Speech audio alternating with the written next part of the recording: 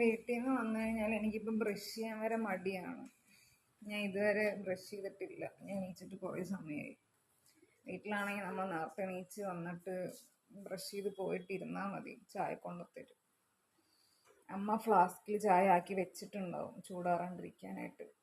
പിന്നെ നമ്മൾ എണീച്ച് കഴിഞ്ഞാൽ ഒരു കപ്പിൽ ഒഴിച്ച് വയ്ക്കും ചൂടാറ്റിയിട്ട് കുടിക്കാനായിട്ട്. ഞാനിവിടെ തിളച്ച ചായ കുടിക്കണമെന്ന് ആൾക്ക് അറിയില്ല. ആൾക്ക് ഇപ്പോഴും പണ്ടത്തെ പോലെ നമ്മൾ ചൂടാറ്റി കുടിക്കണമെന്ന് വെച്ചിട്ടിരിക്കണം. ഞാൻ മാത്രമാണോ ഇങ്ങനെ വീട്ടിൽ നിന്ന് വന്നു കഴിഞ്ഞാൽ ഇങ്ങനെ എല്ലാത്തിനും മടി?